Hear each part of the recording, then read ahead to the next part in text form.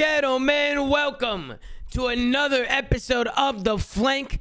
I'm joined by Christopher Duarte, aka Parasite, Ben J. Nassim, and of course, Patrick Price, aka The Slayer. And then we also got a special guest in the building today. We got some machine gun player for the London Royal Ravens. Give it up for Asim after a big win today, starting off 2-0. Asim, we'll start with you. How you doing, King? I'm doing good, Tomas.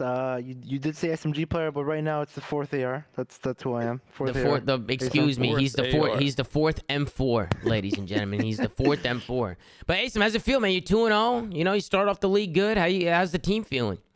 Man, we're feeling good. You know, we went from the 12th seed to the 3rd seed, so you know, not too shabby. Not too shabby at all. We'll obviously get into the series in just a second here, but let's go down the list. Chris, what's going on, Chris?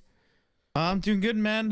Just happy that we had a successful weekend of Call of Duty. I know everyone that was streaming watch parties was very happy, including yourself. The stream had a ton of viewers. We had challengers tournaments going on, league matches. It was a fun weekend, man. Yeah, fun weekend, long weekend, but a lot of great matches, a lot of excitement. It's always good when Call of Duty kicks off again. Ben, what's going on with you? You have a good day? Good day. First off, I want to congratulate Chris's team on his team that he was coaching qualifying for the Pro-Am Congratulations, Chris. Congrats, so, man. Good to see them have a chance to play in and get into groups. I had a fun weekend, Tom. You know, a lot of World Cup, a lot of NFL. The Giants tied today, which was disappointing. Yeah, that did it. Yeah, I saw that. If only they hit the 58-yarder. But you know what? This was a very interesting first week of Call of Duty matches. I think we have a lot to talk about on this episode. I'm excited to dive in. Me too, Ben. And then we got Patrick Price, the Slayer himself. Pat, I know it's the weekend, so you haven't really been working, huh? You've just been chilling, watching the matches with us. Yeah, just been chilling. Two things, Tom. One, I'm on the bottom right. That's unacceptable. You're going to have to get me up to the top right position. No problem. Second thing, went undefeated in my predictions today. I started slow this weekend, I won't lie. But I finished strong. I went undefeated today, 4-0. You're so smart, Pat. Holy shit. Thanks, Tom. You as well. Thank you, Pat. Thank you. Looking like $1 million. That's what I'm talking about. Thank you very much, Pat. But yeah, some good games, and I would say a pretty successful start to the weekend for the most part. Yeah, no, good weekend at COD, and we're going to hop right into it. We start off first series. We got the London Royal Ravens going up against the Los Angeles Guerrillas. We got a Hydro Hardpoint, Hotel S&D, Hotel Control, Mercado Hardpoint, and Fortress Search and Destroy. This one did end up going all the way. So what do you guys think about the vetoes, Ben? We'll start with you. Anything that caught your eye? We kick things off with Hydro as the first map today. Nothing in the vetoes at the moment that they're coming. I think when we come to vetoes, I think we'll have probably more next week once we can kind of digest what's happened these first couple of days. Yeah, we'll see what happens. I just with this map especially, man, it's those water routes. And that's definitely what was going on with LAG, man. They were definitely taking those routes. Asim, what is it like playing this map with so many fucking water routes? You never know where people are gonna pop up. I was saying the other day. Go swimming a lot. So yeah, I mean, we got a perfect example. We got Michael Phelps in a call right now. Asim, talk to me.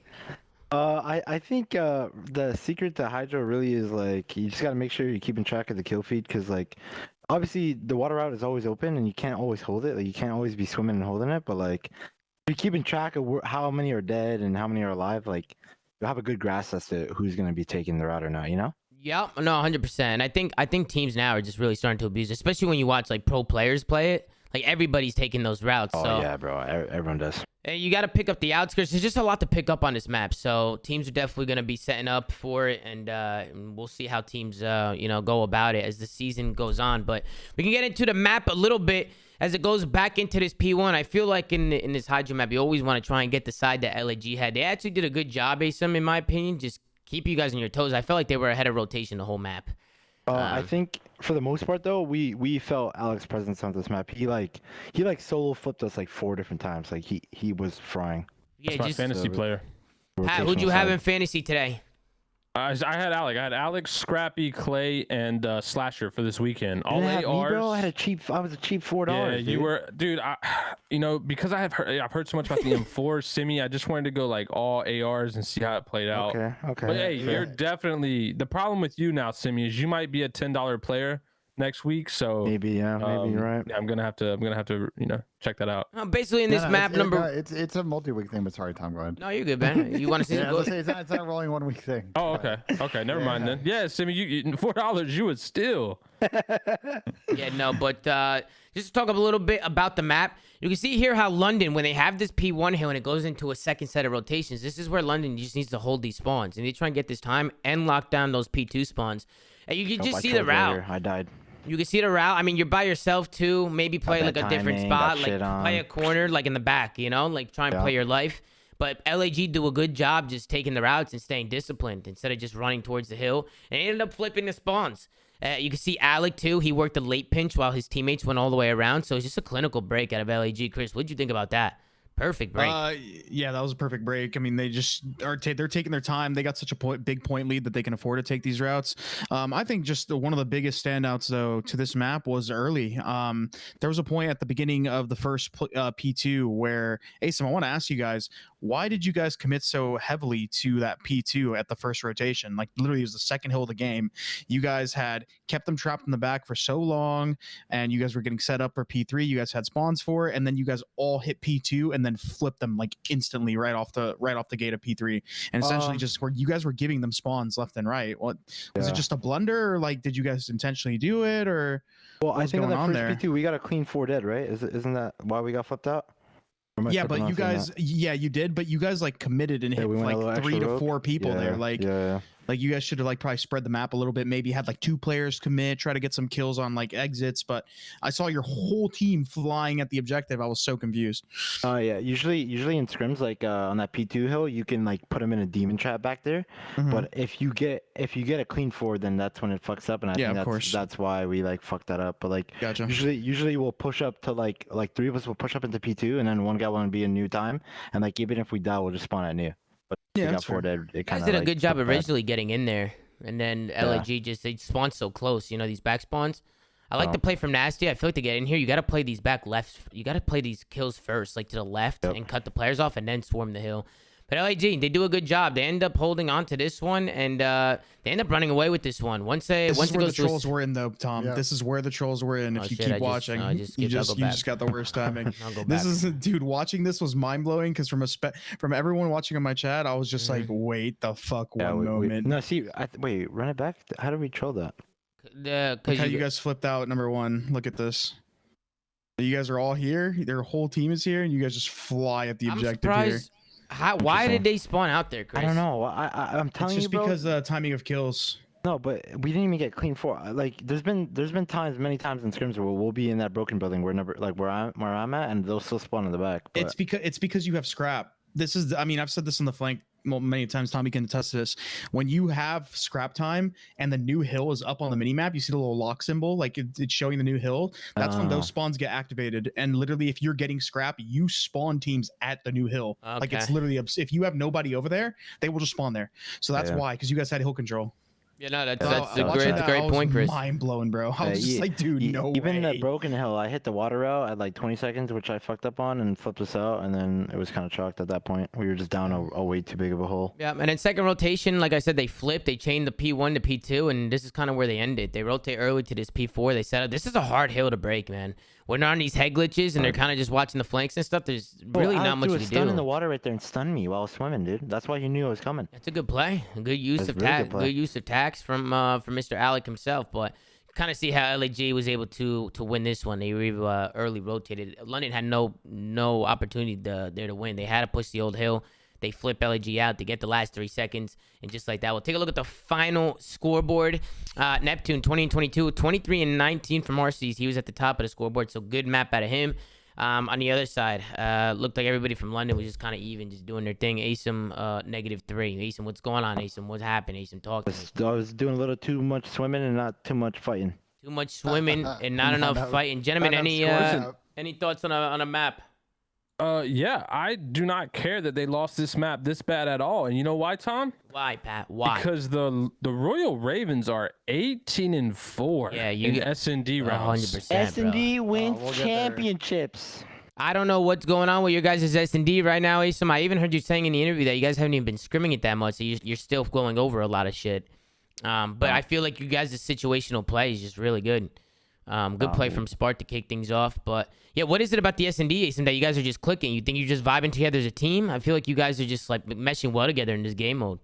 Yeah, I think in the last 2 years, me and Nasty have like 2 of the best bomb KDs. So like me and him know how to work the bomb really well, and Paul's always been an S&D star. So and just having Trey as like our sniper and our like type of our anchor type of player, like we just really have been meshing really well in S&D. It's been I helping. feel like you guys play so unorthodox, like almost like you like free flow, like a lot. Like you guys kind of have the luxury of, you guys have the teamwork, but a lot of the time you guys kind of just like want to, you guys do whatever the hell you want, like whatever the hell you're feeling, you guys are just, you do it. And I think that probably helps right now because it's probably catching a lot of teams off guard. I feel like where you guys are doing these a little bit of unorthodox stuff on the map. Well, this round was all Paul X. He whipped out the scar and found 3.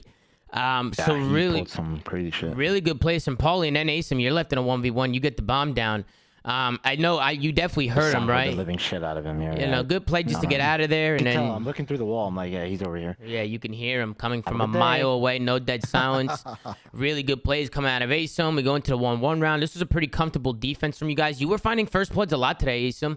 Just getting aggressive early and trying to pick people out. You were doing a good job. I think you had like what, 3 or 4 first bloods this map? I had like 5 on each map, I'm pretty sure. Damn, Jesus Christ. I was pulling some ZooMaa numbers right there. Good plays coming out of Asim, getting the first bloods and getting out of there, getting the numbers early.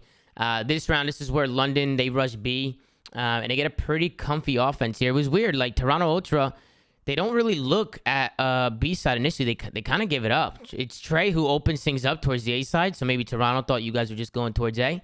But you guys make a good heads-up play, wrapping the bomb back, using your numbers, staying together. And you guys were able to close this round out. So good job from you guys there. I like the play. I mean, you guys are rolling through this map, man. I mean, even in my notes, I said London are running through them. Next round, you can see Toronto. 2v2 situation. They try to wrap the bomb back to B, and it's Mr. Paul X who's waiting for it. Yeah. Fantastic You gotta plays. stop calling them Toronto, bro. I'm sorry. I'm sorry. I'm sorry. That's like the, I'm sorry. the 3rd or 4th time, bro. I'm sorry. I'm sorry. I didn't I'm want to sorry. be the guy. I was It's gonna- all My good, bad. bro. My It's bad. all My good. bad. What's that? Wait, how many times did I say it? Yo, you No, thought you my were in a good Paris, rhythm. my You were Paris in a to good Vegas rhythm. was bad, but this one was I've actually gotten pretty good with the Paris to Vegas. I've gotten pretty good with yeah, that one. now you got the Now Toronto I to got London or whatever. now I'm fucking up. I'm fucking up, bro. Everyone in the pro chat still calls him Paris, so it's not just you guys. Okay, so we're not the only ones. My bad though, but fucking the London Royal Ravens absolutely just ran through the Los Angeles Gorillas in this S&D, so it's pretty clinical. Any final thoughts on the map, gentlemen, as London just fucking steamrolls them? I think it's, Oh, go ahead. Go ahead. I was just gonna say really quick. I mean, they're just dominating the bloods. Like we kind of talked about Asim having 5, but like just in general, they're dominating bloods, and especially on offense, which it isn't as easy to get the bloods on. Yeah, if y'all keep that up, there's just nothing any other team can do. Yeah, you guys are locking these people down. Sorry, go ahead. All I'm saying is if I had a veto button on my desk, I'm smashing that and not playing y'all on this map ever again. Yeah, you guys are really good at it. But also, I want to say, man, yesterday I called the LAG winning. I'm sorry, Asim, but I said I went with the LAG and I went with the Florida for one reason: the Neslos. I was like, these guys are S&D teams. But to my surprise, you guys were the S&D team this series, dude. You guys were wiping the floor with Yeah, these guys. did you see my tweet against former teams? Yeah. I saw it. It was bad, but I just went for the meme picks with the Neslos, bro. Also, I think I was saying Toronto because Scrappy's in the chat chirping right now, saying, "What about today? How was it today, Scrappy? You got 1v4 shit on today. What happened there? You won this. You won the series, but the 1v4 is just." And I heard what you said on the Attachments podcast. You heard what Scrappy said on the Attachments podcast? No, what you say? No, He what started said? cooking me. He was bringing up the 4 and 23. He said he started talking a bunch of shit, you know? But Yeah. hey, it happens with these young guns. They be running their mouth, you know? They be running. But good win today, Scrappy. You guys look good today. You guys look better. Your teamwork was better. We'll obviously go over the Toronto first map. series. Not the first map. We'll go over the Toronto series when we get there. But good win, Scrappy. You guys needed one as we go into the Control London versus LAG third map. Asim, you do a fantastic job on this first round just to fucking get in there and make a play. You work a pinch. You work these kills over by this A site. You just stay alive, bro. You just being a nuisance. You guys all obviously pinch the hill. This map in particular, Asim, I feel like once you secure that B point, you're pretty much good to go. No. Yeah, pretty much. It's just like I don't know any other example, but like usually like everyone goes for B, and if you pretty much cap B, you win the round. Let me go over to the next round. This is where London just got a pretty comfortable defense. You can see Los Angeles Gorillas were able to get that 8-point early. But you guys just do a good job staying alive bedroom. I think it was Paul and Trey who were just trying to be a nuisance here, and it was Paul who finds 2. Just staying alive, getting pushed up into LAG's base. Really good plays coming out of Paul. He played really well today. He was absolutely finessing up here. He was going absolutely crazy. I don't know if you guys saw this, but Paul was on like an 8 or 9 spray, I think, before he fell. So really good plays coming out from Paul X just to patrol this top bedroom area and secured round number 2. And then same thing on the offense. So as we go back, you guys were able to just kind of just flood through front and work your trades and work stats. Ace, I mean, it starts with a couple kills from you. You end up falling, but then your teammates come in with some trades. You guys just get them pinned back. I think that's the best way to get Bs. Just try and work kills and pin them into those back right spawns. And then just try and slow them down with your tax. Really, really good plays. Pat, what did you think about the map? Yeah, I mean, I don't know. Chris, you were thinking that they were going to get, Neslo, but I just thought, I mean, after seeing London's Neslo the other day, I was like, yo, they might just be the best. So did LAG. Yeah, battle of the Neslos. But No, we dude, 3-0 New York yesterday. Oh, was it? Yeah, so I don't know. Pat's talking out of his ass. no, I'm talking about, bro, you're not listening. Their S&D in control is just too damn good. It can't be stopped. It can't be stopped. Like that, yeah. 24 and Too good, 14 good from gas Paul for you, X, man. Jesus Christ. Then we get into the Mercado. We get into the Mercado hardpoint. What happened here, Asim? What happened? Dude, Kyler made the play of the century, bro. Did you guys see him go out of the map? He juked the shit out of me, bro. When? Towards the the last end? play of the game, the last break of the game, the way they break it was fucking tippable as fuck. I'm stealing that for sure. Yeah, we'll go through and see what happened. I mean, to start things off on the first hill, I feel like this second Well, P2. they had the better side, so like they're gonna win the break and they're gonna get most of the P1 time for their first play of the game. Like we're always gonna go down 40 going into it because they have the better spawn. But then I don't know. I felt like we had a good pace of the game, and then like I said, like we all 4 rotated to the last hill, and then we all like made mistakes. So. For the most part, it should have been a win. It was the second rotation that came in where LAG just really started to kick up. They kept breaking you guys, just like hill after hill, like the second rotation. It seemed like you guys were rotating, but you just couldn't hold on to those kills. Let's go on board with the listening from the Los Angeles Gorillas and see how they were sounding. Stay down. Lockers heavy, watch out. I'm trying to go right with guys. Alright, yo, one guy's on you guys, pushed up in the lockers. One guy's back alley barber, going in barber. On time, dead, nearly got time. One guy's barber. One shot. Push out barber together. Push deep. Penny back barber. That's where I shot him. I hit him with an 8 stun. I'm one shot. We just got 40 seconds. We're good. We need to get barber control if we can, guys. Okay. I'm one shot. He's gonna come to alley, baby. Yeah, jump down alley. Okay. I'm dead. One man. I'm dead, bro. Good thing. Okay. Mid got me straight here. We're good. I'm dead. We're on deep breaths. Yeah. He was mid like dark area. What's up? Dark area. Pin dead. I'm trying to. We gotta try to get grandma's, guys. Fuck that. Holding grandma's. Wait, no, he got me tunnel. Wait, Ace on bottom grandma's. Hey, some weight. Which other right here, bro? I need to stay alive. Fuck. We're gonna start getting map control. Mid map, in the mid pocket. Mid pocket. One shot. I catch out. Yo, he deep left. Okay. In the back. I'm trying to hold grandma. Are you deep? I'm playing safe grandma. Deep left. And that's going to do it for the listening for the LAG Gorillas. Asim, you said you want to hold that and stay alive there, and that's just educate everybody. I know why. You want to hold those P2 spawns since it's going back to P1. But you thought you overchowed a little bit there. Definitely. I was on a 5 streak, so I was feeling myself, but I gotta stay disciplined there and just play like Creddy in house. Yeah, Ben, what were you gonna say, Ben? Bro, can we talk about those LAG comms? Am I crazy? But like that listening was horrendous. They sound frustrated. There's no small talk. People were dying and just saying I died. Kind of a call out is that, bro. Like there's just, I agree, they were especially with no red dots. There's no small talk. There's no directing traffic. Like. Yeah. And then you can, I know they ended up kind of clutching this one up, but even like, with the guy in the cubby, right? Kyler was like, "Did you kill him? Like, there's one cubby, like he died 5 seconds ago. Like somebody should say he's dead and he can move on. But go ahead, Chris. Say what you will about not having red dots, and I personally would want red dots back.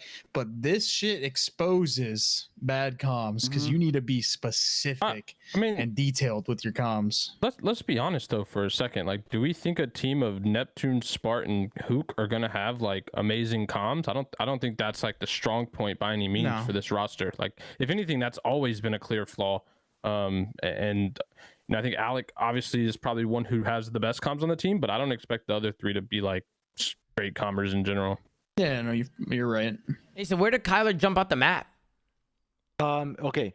Are you going to? Is this the last play of the This game? is the last play of the game. Wait, run it back to when we were 4-10 and we died. 4-10, no problem. And I also noticed, Right I was here, going to right here. ask you how this broke. It looked like Nasty kind of got picked here and got singled out. Yeah. He ended up spawning out. So Nasty got singled out, but I ended up getting a kill back alley. Hmm. He called one guy mid cut. I think it was not Kyler. Kyler comes off spawn, I'm pretty sure. Yeah, because I see Yeah, so we RC's killed- now. He's coming. Yeah, he's number the last 3. guy here. You're snaking him. Nasty's coming off spawn. This was a hill that probably you guys should have locked down and maybe could have won it here, but LEG were able to get in a break. Off here. Well, so watch what Hook does here. Like I didn't know it was him. I thought it was an AR, so I didn't really chow him. But like he jukes me out because he goes out of the map and then like he comes back in and then I gave it up. Okay, good And plays. then he comes in and I'm pretty sure he pops Tui. So He think Kyler gets won him that one. game. He gets 2 guys weak, and that just lets Neptune get in there, and they end up breaking the hill. So it was Yeah, a but really good play from LEG, honestly. I like how they set it up. I like the routes they took. They pinch from all sides. And they there, too. pinch There's a from guy all hit back sides. Door too, yeah. Yeah, I just think because I saw him go out of the map, I thought he was gonna try to go under my aim and where I couldn't pick it up. But if I just kept holding it, we win the game pretty much. I feel like Yeah, they end up Nasty just got a 2-piece. they end up pinching the spawns in and breaking the hill, as you saw there. Good plays coming out of LAG to stay disciplined and work some pinches there. Take a look at the final scoreboard. 23 and 16 from Trey. He was having a good map. 24 and 21 for Racem, but Paul and Nasty having a rough one on the other side. Everybody pulling their weight. Did you guys outslay him? You guys outslayed him for the loss. So London we probably did. gonna have to go back and see what the hell happened with that one. But gentlemen, any final thoughts on the map? Ben, Pat, Chris, anything at all? No, I think Azim kind of encapsulated this map pretty well. So we can talk about the map 5. I want to move there. Yeah, no, we could go into the map 5. Go I ahead, want to call Pat. out one thing though, real quick, is going into this, everyone was kind of obviously ranking London low and Legion high, and I think that was mainly because it was, scrims, it's all hard point, right? It's not all hard point, but that's the majority of what like scrims are for, respawn. And we kind of saw the inverse of this. I mean, like, you guys, Sim, you guys were still pretty weak in hardpoint 1 and 2, but you dominated S&D in control. And I think Legion had like the opposite effect, where they were still solid in hardpoint for the most part, but their other game modes just weren't good at all. So I think as Ben calls them, the scrim bucks weren't very accurate. You know what's kind of funny though about that, this Pat? weekend? I don't think even Asim expected them to be this good search. He already said that was like their least scrim mode. Like they barely played. Like they barely played it. But So for outside of them the to- expectation, just players in Yeah. general, like teams, how they work in S&D versus respawn, is just night and day. Because scrims don't tell that story ever. Yeah, of course. It's just kind of it's interesting because he's basically said they're probably the least prepared in that mode, and it's still they still played well in it. So it's pretty cool. Yeah. We get into the map. This was the Nasty and Asim show. This, in my opinion, was the whole momentum for London. Once they clutched up this round, Yeah, we're 2v4. Yeah, 2v4, they were able to find one. You can see Asim and Nasty. They're both playing on islands, so they're both a man for themselves. They're not really working together here. They just have to try and make some plays. Nasty's gonna work a late flank, and he's gonna find one. And Asim with some good shots onto Neptune top rails. That's gonna make it a 2v1 situation, and they end up clutching the 2v4. So just really good situational plays from Asim and Nasty. London making it look easy. Then we get into the next defense. Asim, you end up popping a first blood here onto Hook. You were jumping up here a lot, top middle, just trying to find gaps in the map. I see a lot of people doing that now. They're trying to work like up top or trying to work through bottom mid and trying to make a play on defense. But good first blood coming in from Asim. It was a pretty comfortable defense. And as I scroll through, I mean, you could see that London, again, was just making it look easy. So really nothing much to talk about unless, Ben, you got anything? Chris, Pat? Anything that happened on this map? Asim's literally just a first blood king. Like him and Paul X were making plays the entire series. Nasty was able to make a few plays here in this search and destroy. I'm actually kind of mind blown that in the last round that you showed the 2v4, he literally popped dead silence and just ran through the closed arch. Like that was super risky. We also got screwed over here, man. We were about to see another B plant. We were about to see our first B plant. One. We have yet to see one. Yeah, Everyone that's dies true. before the That's a fucking good B plant point. goes down. That's a We were good so point. close. We were really So good. close as we tune into the last round. This is where Trey popped off. Wait. There's 2Ps. Nasty finds the first blood, but Trey pops off here. Because look at this. He ends up putting some shots down here. He snaps onto a guy behind him. fantastic plays out of Trey, some top rails, and then Asim, you end up just gunning Spar here at the end for the dub, and you guys get the clean retake. The clean retake there to go up and win the series 3-2. Fantastic plays coming out of the London Royal Ravens. Did they not show the scoreboard for the last map? Or did I skim over it? I skimmed over it. I don't think they showed it, to be honest with you. But I'm sure you were all frying because you guys beat them 6-1. Yeah, they had like 3 people with like 8 kills. They never showed it. They never showed the scoreboard. That's It's interesting. sad. It's okay. Asim, anything you want to say to everybody watching that's supporting London? Anybody that's supporting the team? Obviously, your teammates, your coaching staff. Anything you want to say at all? Yeah, no, I'm super proud with how we played this weekend. I think next weekend we got Seattle and Optic. So I think if we work on our hard points, we should be able to beat them. But overall, I think there's like 10 days left until rally. So obviously, there's a lot more work to be done. Shit, 10 days. But like, I'm really happy, man. I'm really happy with how we're playing, how hard we've been working in this preseason. No, that's good, man. You guys look good. You guys obviously start up 2-0, so just got to keep the momentum going.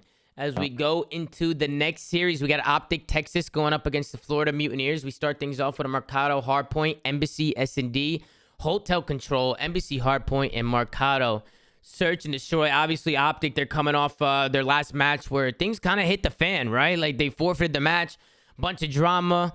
Obviously, with the SAE and the GAs, I expected Optic to come out to play today.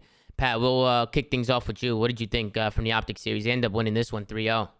Yeah, I mean, I figured this would be a dominant win, not only because of yesterday, but also just I just think Optic's better than Florida, just from a straight skill matchup. And so yeah, I mean, I think there was probably a little added fuel from what they had to deal with the other day. And yeah, I mean, they clearly weren't playing any games. Seth in particular had himself a series, and yeah. I mean, he's tied for #1 KD this weekend with Sib. Like he's dude. Which is insane because Dante was having like the series of his life. Yeah. And the King is tied up there with him. I think he's MC. That's second. No, they were both 1 point. No, Breaking Point tweeted they're both 1.4s. Yeah. I think interestingly about this map is we talk about Florida got outskilled.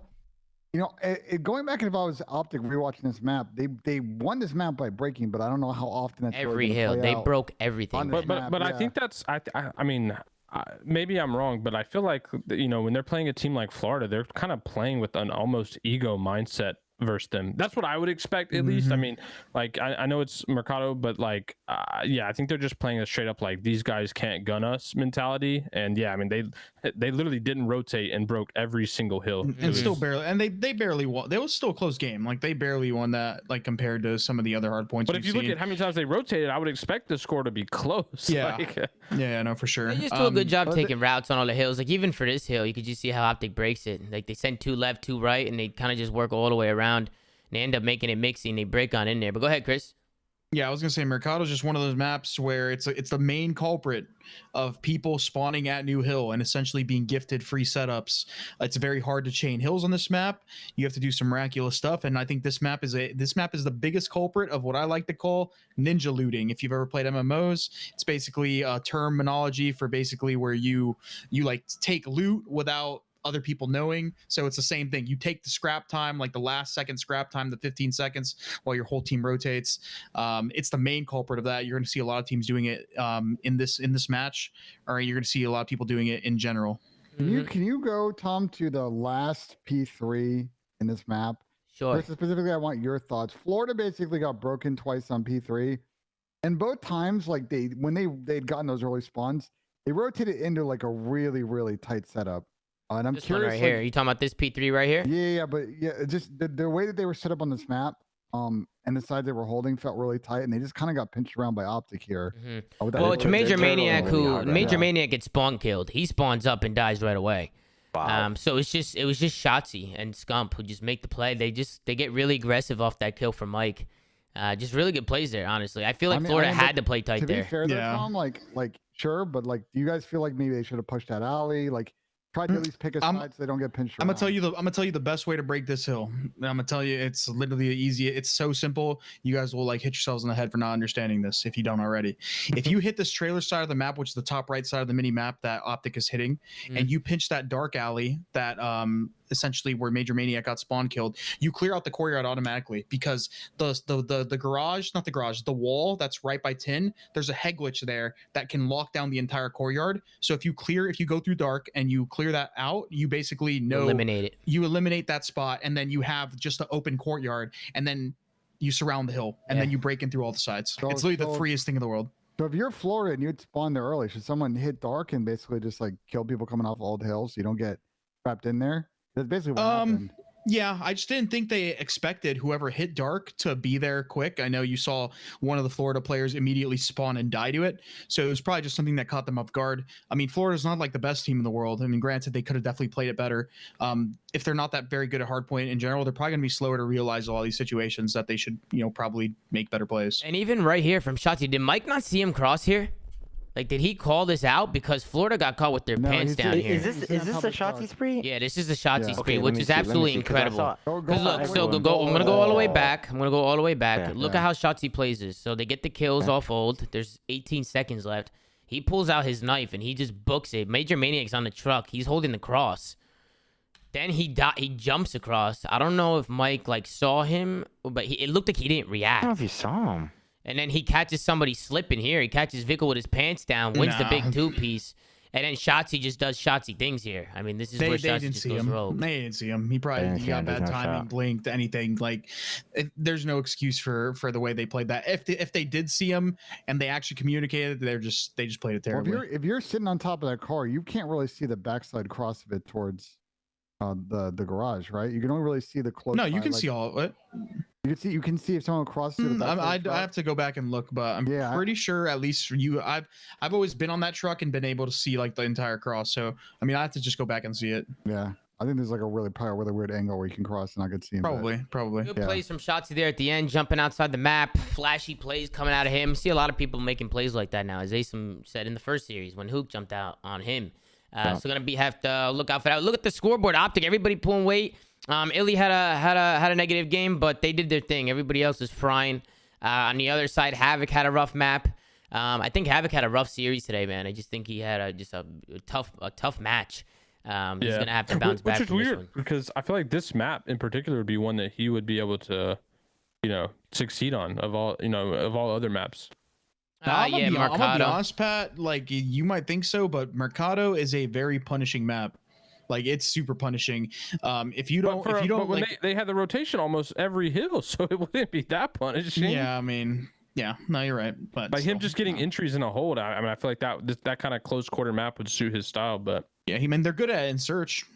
Usually, that's one of their map picks. So you're probably right. And then we get into the S&D. We get into an embassy search and destroy, and we go into the 1-0 round, the second round. This is where Optic retake 3v3 situation. The trades go down, but Optic do a really good job just getting onto this bomb site and just applying a lot of pressure, not letting them get comfortable and set up. Because we've seen it time and time again, people getting this bomb down and setting up top office, and it's pretty much chalked unless you just absolutely world storm, which Dashy did do in one of these rounds. We'll obviously tune in and take a look at it. I also like this strat that came in from Florida Mutineers here on this point right here on this offense. Check this out. Check the route here from Vickle and Havoc. I haven't seen a lot of people on offense. The Florida Mutineers are the first people I've seen do a strat like this, where they just kind of just run through office.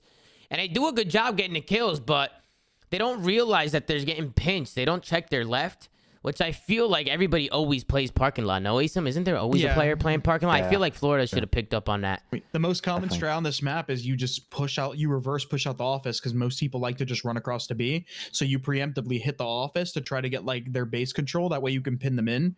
So yeah, I'm honestly surprised that was not picked up by Florida at all. Well, I saw a stat that Florida had 8 of 9 first bloods and they lost the map. Yeah, no, that's Optic what I was going to bring up. Optic is terrible at getting first. They're 1-8. Yeah, they're 1 in. I think they have 1 first blood in their last 15 rounds. So I guess that goes to the Minnesota series as well. It's kind of worse though, because you're getting 8 first bloods out of 9 rounds and you're not winning the round or the. Oh no, totally. Yeah, it was an unacceptable loss. Then we get into the 6th round. This is the Ender Shell. You see the nice snipe out of him right there. I like Illy. Illy was hitting his shots today, that's for sure. He's able to find one initially. Shotzi goes down, so the trades come in. Look at Florida here. They end up working this bomb site, and they wrap the spawn and bring it towards A. I'm not sure how I feel about the play. I feel like A is kind of hard to hold sometimes, but Ender, they read it. Optics all over it. Ender gets the snipe onto Brack, and then he sees Vickel's toes, and he takes his toes off. So just a really good highlight play coming in from Illy with the snipe. Fantastic plays out of him. They end up tying it at 3. And then right here, Mike with the angles. Check that angle out for Major Maniac. Fantastic plays, but they end up throwing this round as well. This is kind of where Optics start to break him down. I think it starts with Dashy. And it's Scump too. Havoc, he's tucked away in this toilet area. And take a look at Scump. He just reads it. Is that a common spot, Ace? Some people been playing that? Because I haven't seen that too much, but Scump just easy read him. I don't know if he heard him or just predicted him. He probably heard him, but it is common to sit in that bathroom. Bro, that angle's like it's like looks good, but it's like dog shit. If the guy comes in the door and like looks in your direction, he sees you. Like he sees your player model before your vision can see, because your vision's blocked by the stall. Mm-hmm. And you can see it's a 2v2 situation. Opt to get that bomb down, but they just break him down. Florida was so separated. Like, Mike gets the first blood, but then Florida just get picked one by one. It was Dashy and Scump that just break them the fuck down. So good plays coming out of them. We head into the next round. The retake from Optic here was incredible. You see Florida Mutineers, they get the bomb down. They also work some kills. It's just these rounds, man. This is where the Florida Mutineers need to... These are rounds that they need to win. It's a 2v3 situation. This is unacceptable. Look how Optic... was able to break these guys down. You can see Illy, he knows there's a guy top office. There's always a guy up there. And it's Brucey who starts making his way. He wins the 1v1 versus Brack. Then Illy, he finds one as well. And just like that, it's a 2v1 situation. I'm not really too sure. I didn't like the play from Havoc here, too, to go top AC.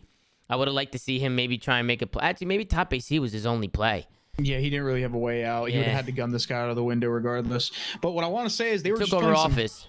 They were just playing some shitty angles, dude. Vickel was overexposed, and then you got to tip the 1v1 that Dashy was able to win. Bro, that was a claw-only win, like the way he won that gunfight. Because if you think about the way, the controller layout is, he hit square, held square to open the door while proning, aiming, and shooting. Like, literally, if you go back and look at his player model, he was doing all those actions all at once, which allowed him to win the gunfight. Literally, he was face smashing his fucking controller, He was bro. tweaking. He started fucking tweaking. Dude. But, Pat, what did you think about the map? Anything that caught your eye? Optic looked pretty clean in this one. I feel like Florida threw a lot of rounds away. This is what I thought, Tom. I did not see many 400 IQ plays out of some players on the Florida team, and there was a rumor that that someone liked the 400 IQ plays out of the boys on Florida. NJ, you got anything to say about that? I think there are some pretty horrible rounds that Florida's going to go back and rewatch and improve. I think they're going to continue. I think they'll probably be one of the better S&D teams in the league, but today I don't think that was the case. Yeah, 11-6 from Scumpy himself. He had himself a fucking map. Take a look at the scoreboard. It looks like Dashy was positive. Shotzi 3-7, but he was doing what he had to do. Illy 9-6. He had a good map as well with the sniper. It's good to see Ender doing his thing with the sniper rifle and hitting some shots. Any final thoughts on the map as we go on to the next one? No, once it was 2-0, the series is probably chalk. Let's talk about the control. First round, let's just talk about Shotzi. Because holy fucking shit, this guy was all over the fucking map. They couldn't contain him. He was all over the place. He was just hitting so many routes. He was dipping and weaving. I think he went on like a crazy spree to end this one, like an 8 or 9 spree. You could see him right number 7, just holding down A by himself. He was finessing over there, absolutely finessing. I could probably rewind it so I could show you guys what he was doing. But Shotzi's a nuisance, man. If he keeps playing like this, I could see this team going far. They looked good today. I feel like they look good today, Tom. And obviously for them, like, it's a big rebound from all the other fucking bullshit that happened earlier in the weekend. But like, I think for me, like for Florida, this is the weakness in the shallow win conditions they're going to have. I think they got mega outskilled today, and that's why they need to win those S&Ds, because I don't expect them to win control like 8 out of 10, honestly 9 out of 10 times against Optic. So them not winning that second map, this thing was basically a GG first map loaded. So I will say they look good. They were able to bounce back after, them having to them forfeiting on purpose. And I think when they were playing Rocker, they looked pretty good too.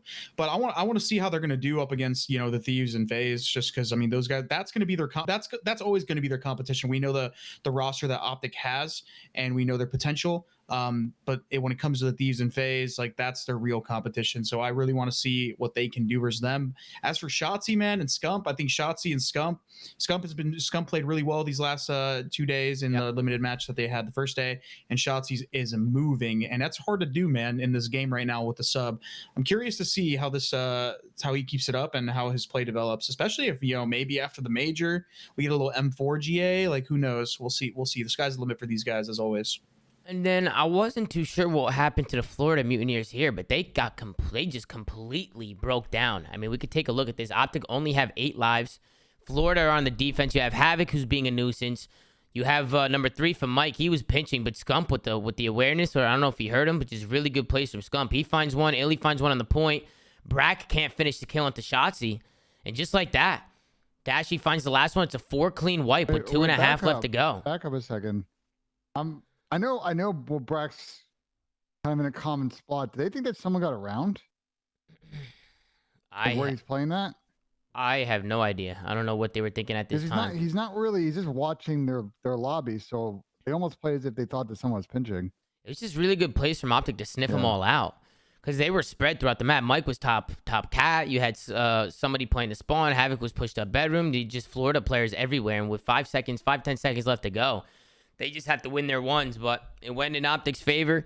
They end up getting the 4 stack. And I think after this, it was fucking all she wrote, bro. Optic go back to the defense. It was GG go next. Yeah, no point of listening to the listening. There's no point. Optic, they absolutely mollywopped the Florida Mutineers. Let's take a look at the scoreboard in there with another great map. Illy 20 and 15. Good plays out of him. Everybody positive from Optic. Brucey having a map. Sethi, Shotzi all doing their thing. And then on the other side again, Havoc with a rough one. Vickle with a rough one. Just the 2 sub players or the 4 M4s, whatever you want to call it. The 2 supposed to be sub players. They end up having a rough one as well. So just not a good map coming out of the Florida Mutineers. Any final thoughts, gentlemen, on Optic or Florida or any of those guys before we get into FaZe LATs, which was a crazy series? Nah, yeah, I mean, good on Optic. Finished 2-0 on the weekend. Kind of as expected with the matchups that they had. So, yeah, nothing too out of ordinary. Tricks on that one, but yeah, what Pat said. Okay, well, let's get into the next one. We got Atlanta FaZe going up against the Los Angeles Thieves. We got Hotel Hardpoint, Hotel Search and Destroy, Fortress Control, Hydro Hardpoint, El Asilo, S&D. Gentlemen, anything on the vetoes? Go take a look at the map. The map ends are hilarious if you look at it. What? Just take a peep, Tom. Look at how the map ends played out. Yeah, so it looks like Atlanta FaZe got rid of Mercado. LA Thieves got rid of Embassy. And then LA Thieves got rid of Mercado, and then FaZe got rid of Embassy. So it looks like they're on the same wavelength there. Which is really weird, though, Tom. Like, what? I'm pretty sure when we saw FaZe play the first time, they were vetoing Hotel. I wonder if they were vetoing against their opponent or what, because we don't see it vetoed here. They actually played it twice. And by the way, neither team picked Fortress S&D, which was available for pick. It did not. God bless America. Which we haven't talked a lot about this, change for this season with vetoes, Tom. But now, when we get to these veto phases, we have 5 maps in S&D and Hardpoint, so there'll be a map left over that didn't get vetoed. Yeah. And get picked. But let's get into the map. Number 1, it's a Hotel Hardpoint. Celium, he really showed out today. I saw some people on the Reddit cooking MC. They were trying to say that he was playing too slow or just plays his life too much. But today he is back. He was back today. Today he kicked up into a whole nother gear. I don't know if he was reading some of the stuff that was being said, but MC, the MVP back in full form. He had an incredible map, no Ben. Yeah, I mean, I think the Austin pair for him is a good pair speed-wise. I think they're kind of spread in how they play is a really good complement to each other. And look, man, there's a reason that whenever we have pros come on the show or they do content, they always say, who's the hardest in the league? They're all going to say Celium. Like MC's ability to stay alive, finesse, get multi-kills, I think was definitely on display today. Yeah, go ahead, Pat. Random question, sorry. Ben and Tom, what color are your guys' shirts? Is that light blue or gray? Mine is blue. Mine is light blue, 100%. Mine's light blue. Okay, they're both light blue. It's like a tie-dye shirt, kind of. I was just looking like we're going light blue, black, and we're also going. Tom, you're looking left. I'm looking right. Ben's left. Patty's right. Oh, that's kind of trippy. It's kind of trippy, bro. That's some squad shit right there. That is some What the fuck squad is shit. going on, dude? Duo. Let's listen in with Atlanta FaZe and see how they were common in this first hard point. There's two mid. I'm trying to get you. I'm gonna need help, guys. Guys on Mars. Hold mid, Teller. Lights has me one shot. I have bottom. Lights, kill me, lights. We top lane. I have your bottom. I have your. They're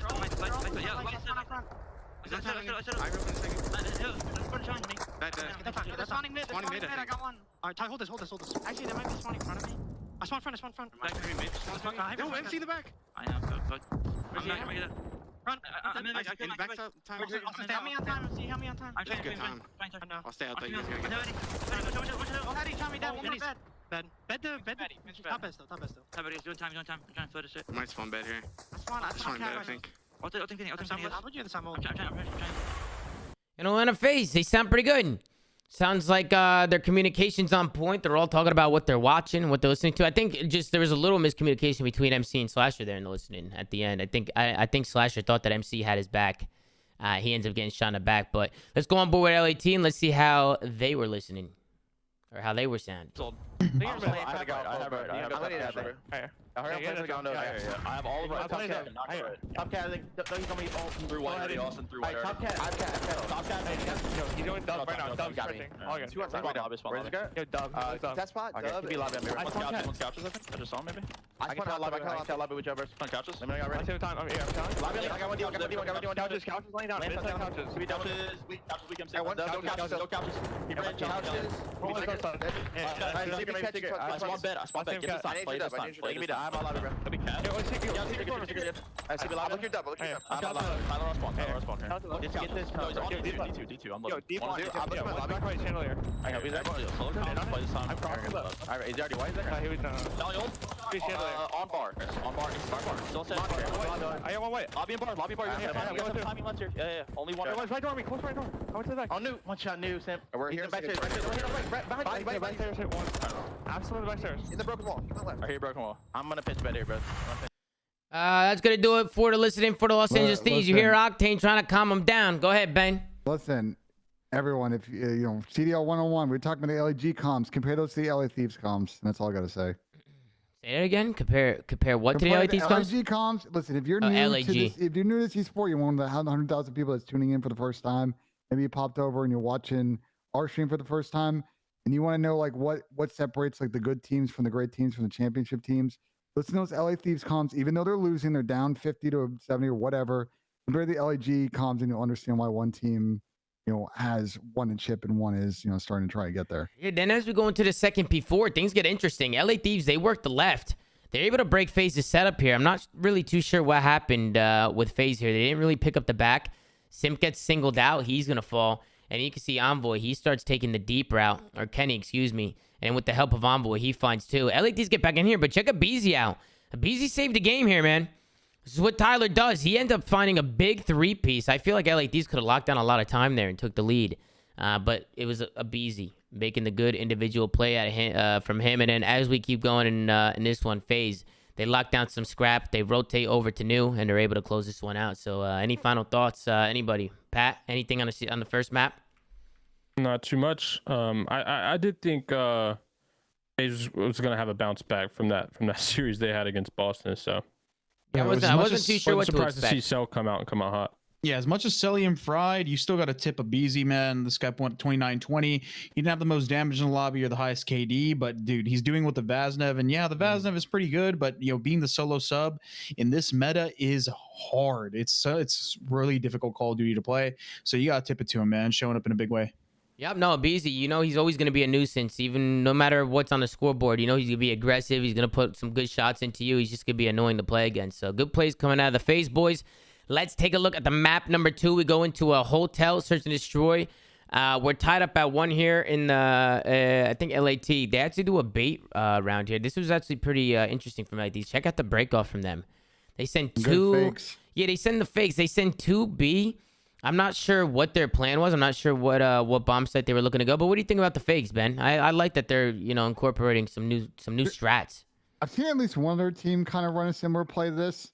So I'm curious. This team, I think it's a very good play, and I'm curious when teams will plant the bomb quicker when they know they can fake the team out in the situation. But yeah, I like that we're seeing this depth of strategy this early on in the game, even with some of the frustration about how the movement is in this. And I thought overall this was a heavyweight battle map. I think for Faze, or definitely a couple of rounds, I think they probably want back. But just some good individual plays by Thieves and a couple 1v2s. I think really made a difference in them winning this one. Yeah, a couple clutches coming in. One of them being the 2-1 round. I let these go for the fake, but Selling was on top of it. They didn't fall for it. They ended up just holding B the whole time. So good place from MC to not fall for the fake. Faze, they go up 2-1. And then we go into this round. Austin with some big plays here. I know Austin likes to play on an island a lot. And he was able to find one mid-map, and then he ends up pushing with the dead silence here through the right side of the map, takes down Octane. Really good plays from Slasher to pick up a 2-piece there. That's going to send Faze up. And then I want to go to the 4-2 round. This is where Draza ends up making a play. You see Kenny, he's got the first blood. Draza with another one, but it was Faze who were able to bring some back. It was Austin who finds one. MC and Austin, this is the AR duo who were able to find a few kills here, but it was Draza who ends up clutching the 1v2. And we could kind of see how he's able to do it. He finds one, just kind of plays the site. Faze ran out of time there. They just didn't have a lot of time, and Draza does a good job. It's kind of how Faze lost the map, too, in around 11. On the other side. Pat, what's going on over there? Pat, what's going on? I'm just giving some love to some unspoken riz, but I'm back. It's good. Pat, what did you think about the S&D? See Draza with the 1v2. This is kind of where LA Thieves take the momentum. Draza clutches the 1v2, then they go into the defense, and they make this one look pretty easy. Just good plays coming out of LA Thieves to just hold their lane, spread the map. What did you think about this map, Pat? I think this is my favorite S&D map. I think I said that the other day. I would be interested in what it would play like with smokes, but it'd be horrible. I mean, this map was one of the culprits of it being terrible. That's what I was wondering. Like, but I would assume they would keep snipers in though. So yeah, whenever smokes were in, Pat, people on offense used to just smoke out the A bomb and literally rush and get your bedroom escalator control like for free. Yeah, and take a look at this spot from Simp in the 4-4 round. He's tucked right under the ladder, and they're both looking up. I think both players were like, they expected him to be up high. And Simp, he's just chilling. They line up for him, and he's able to find two. So really good plays coming out of Mr. Simp right there. That's gonna help them secure this round. It was Kenny who almost clutched the 1v4. Did you guys see this? Kenny almost clutched this. Yeah. He kills two. He tags the BZ, 12 seconds left. He ends up pushing him, makes it a 1v1 situation. If he plants the bomb in the right spot here, obviously he doesn't know where Slash is coming from. So I think he tries to stay down from couches in top bedroom. It was good. It was a good play. Should have just ran away, to be fair. Yeah, Tyler should have ran. Yeah, he probably shouldn't have done middle. Just run away. He's got a plan. It's like 12 seconds. Yeah, and then we get into the 5-4 round, and this is where Kenny was able to find the 1 versus 2. Kind of see how he's able to do it. Faze, they have to get that bomb down. He catches a BZ slipping. Makes it a 1v1 situation. It's MC going up against Kenny. And I like the way Kenny played this. As soon as this bomb goes down from MC, he doesn't give a fuck. He just jumps out and challenges it and says, fuck it. He sees the cross. He knows MC exactly where he went. And he wins a big 1v1. He sends this to a round 11. Fantastic plays coming out of Kenny. And then it's Envoy who clutches the 1v2. And I love the play from Envoy. He jukes the kill cam here. He's a top bedroom. He finds one. You can see he runs towards catwalk. So you know that probably the call's coming in. And look at how he just rotates back. And he also moves slowly so he's not heard. Makes a really good play getting this guy off bomb. And then he just uses the clock to his advantage. Fantastic plays coming out of Envoy right there. Ben, any final thoughts on the map? I think to what I said in the beginning, I think if you ask FaZe, they probably should have won this map. BZ 13-7 for the loss. And a lot of first bloods for FaZe on this map. I think for Thieves, again, and I think this is a well improved Thieves team from where they were at the beginning of last year when we would see them in a clutch situation and you felt like it was on a automatic L. It's good to see the journey this team has gotten where now it's even as individual search players or in 2v2s, 3v3s, like they're making the right play. I mean, yeah, Ben, they won a world championship and an event right before that. So I would hope so. I'm saying before that, Pat, like we were memeing about how bad they were in search beginning last year. Do you remember? Yeah, but I like I said, I don't think that was the game. I think that was just a team thing, and I think they've ironed that out. I'm not saying the game. I'm saying it's the players. It's the journey they took. They were not good at search at the beginning of last season. They ended up being the best search team at the end of the year. So I saw somebody put in the chat that the CDL hasn't uploaded Optic's match yet, but they uploaded all the other ones. And then I also heard that Optic refused an interview from the CDL today. Is that true, or is that just like people trolling? I mean, they did not have an Optic interview on stream, so I'm going to assume. Wait, Optic's match? Optics match didn't get uploaded because they literally forfeited the match, and they're not going to just upload a map and No, then a whole debacle I thought it was on talking stream. about today's match. I thought it was talking about today. They upload every single match from yesterday besides the Optic Rocker one because, like, bro, why would they upload? Nah, it's just bullshit. Just I don't know, but I'm here GG for go the next, bro. I'm here for the Optic villain storyline, bro. I'm here for it. Yeah, Pat, you know loves a Pat good loves villain, that bro. shit. We get into the next one. Phase dudes. Loves him. That's not a villain. Phase, Like the bad boys of the CDL. It's kind of like the same thing as like there's been sports teams that are like loved by the fans, but like they're the villains to the like overall if they're like the ones who are going against the CDL. And then this round was crazy. Phase, they were able to get towards that B side. They're obviously trying to fucking make some plays here, but it was Draza working this top rails area. See spawn kills. I had it written down as a Phase troll here. I forgot what happened at the end of this round. Let's take a look here. Looks like LA Thieves got him pinned back in his spawn. This spawn trap is fucking deadly, man. Phase held LA Thieves to no ticks after the first round, which is really good. We know how important those ticks are, or segments apparently is what they're called. Apparently they're not called ticks anymore. They're called segments. People were cooking me today. But yeah, you can see LA Thieves. They work the spawn trap, but they end up dying. It was Simp who was able to dive across, but it was really good plays from Celium. He finds 2. Envoy, he gets aggressive. You can see LA Thieves, they slowly are losing their rounds here, or losing their lives, and with 3 lives, they're able to clutch this up. I don't know if Phase could have done something differently here. What do you guys think? There's 30 seconds left on the clock, and LA Thieves only has 3 lives. Is there anything that you think they could have done differently here? Not got shit on. Yeah, not get shit on, but I also think they should work a little bit together here. Like Envoy finds 1, then he kills Cell by himself. There's no trades, no trades. They probably should have waited for each other and got a really good solid push. And you can see here, they're waiting now. You see Slasher, you see Abizi. They're waiting low maps, and then they're gonna make their move. But they don't win any of the fights. It's Abizi who hits the point by himself. Celium gets the trade, but the clock, it's in the favor of LA Thieves. They win all their fights and Phase. Maybe throw that round away right there. Air, bro. You guys see that Celium when he dove? Yeah, MC. Yeah, what MC. He got stuck in the air, bro. Poor MC, bro. Trying to dive his way out, but he ends up getting stuck. LA Thieves, they end up tying this one at 1. This was where LA Thieves almost clutched up. This was fucking crazy. Because Phase, they get him pinned into a spawn trap. I like how MC pushes it out. Once they spawn up, you can push it, Chris. No, you can push it. You can get a kill as long as you run away. Yeah. You play the spawns. You know the trick back in the old school days. People pull up the scoreboard to wait until people spawn. And that's exactly what Celium did. Waited till they all spawned up. I want to say I don't think there's a spawn out. Like, to be honest, I think if you get in there, they'll either spawn on top of you or they'll spawn stables where like right behind where Celium is now.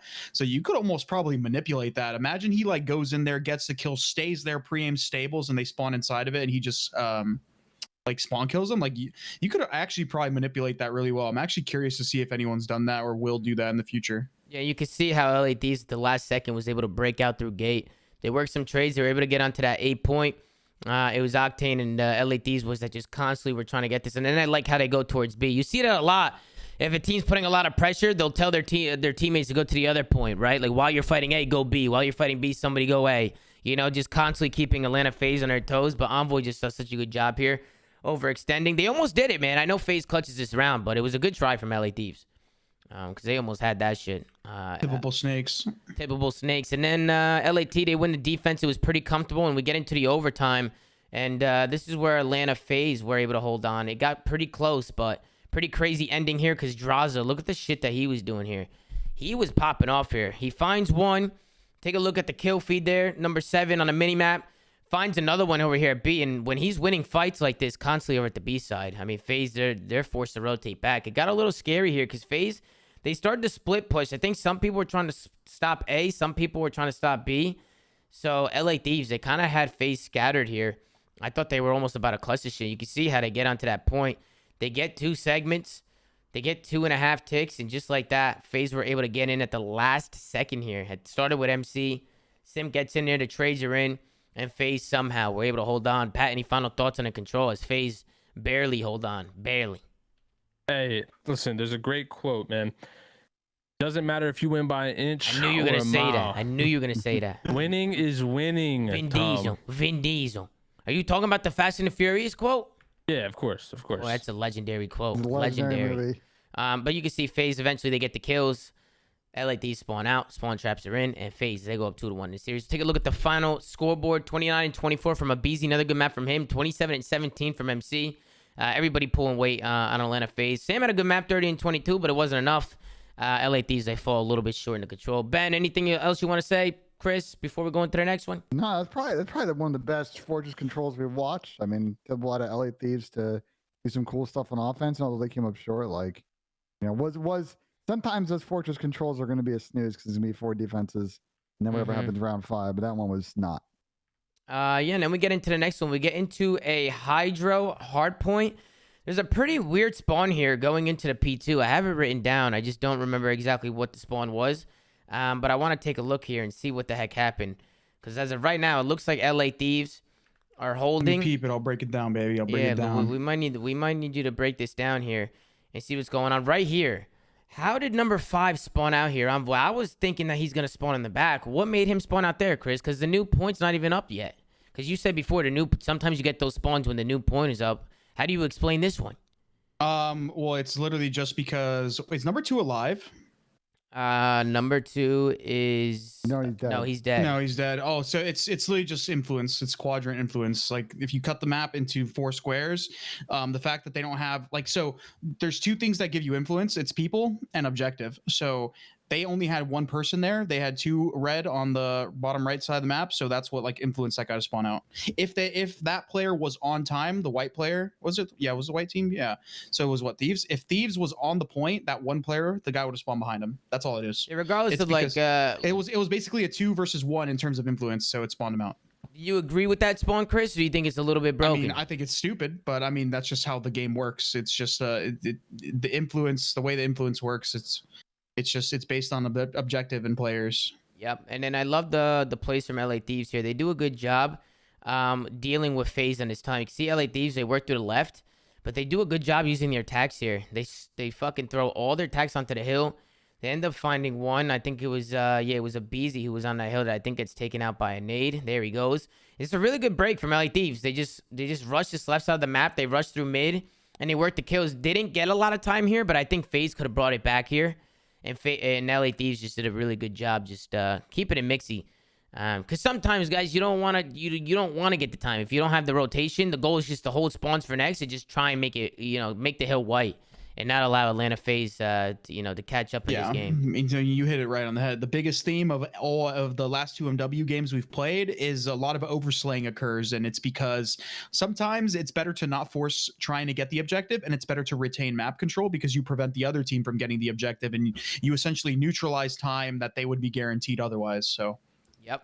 Then as we go through the rest of this map, LA Thieves, I mean, they just stayed ahead of rotation. They got a couple big holds, and they were able to win this one. So LA Thieves make it look easy here in the 4th map. Their hardpoint looked really good in this one. I'm sure FaZe is going to want to go back and see what went wrong in the Hydro. Take a look at the final kill cam, or at the final scoreboard. We got Selim 22-18. Everybody negative, actually, from FaZe, except for Selim. So just a tough map out of the FaZe boys. 30-19 from Envoy. He had a great map. Nobody on his team with more than 20, and he's 30-19 with Vaznev as well. I'm pretty sure he's picking up the M4. Maybe he was switching classes a little bit, but that's pretty typical from Envoy, no? To fucking go 30-19 with the Vaznev on Hydro. I feel like that's not an easy map to run with a sub. I mean, especially when you look at like the matchup versus Abizi, like the literally polar opposite stat lines. Yeah, typical. Yeah. I do wonder how not only this map, but how both of these teams will play if that M4J does happen. I feel like that would be a kind of drastic change to both of them. I mean, it depends if it goes Scar Vaznev, you're assuming, of like 2 sub 2 AR. Scar, yeah, 2 sub 2 Bro, AR. if that ever happens, the pace of the game is just going to change like insanely. That's what I'm saying. Yeah, so I wonder like not only these teams but also that map. I mean, both these teams I think could play a 2-2 meta pretty well. I mean, so I'm saying, don't you think they would benefit? Like they would benefit them some of the most Well, yeah, these two do because they have strong subs. Like we've always said, the reason why these, like, granted there are other reasons why these teams are really good, right? There's teamwork, communication, experience, blah blah blah. The reason why we tout these teams so highly over all the other teams is because their subs are better than every other team. That's why the SMGs have always dominated Call of Duty. They've always set the pace of respawn modes, and right now they're having limited impact in that sense. It's mainly because the gun is just not as good as the M4 right now. This is probably a round that should go like these way. They get the first blood, 4v3 situation, bomb down, and FaZe just break him down. It starts with Slasher. He's able to find one, makes it a 3v3 situation with 25 seconds down on the clock. What do you think LATs could have done differently here, other than just win their fights? You think they could have done anything, or you think Atlanta FaZe just broke him down? Octane gets caught with his pants down. Last one's in the sight. That's just a 3v4 retake, bomb down from Atlanta FaZe. And it just doesn't seem like LA Thieves is like getting any info. They're not being proactive on the map.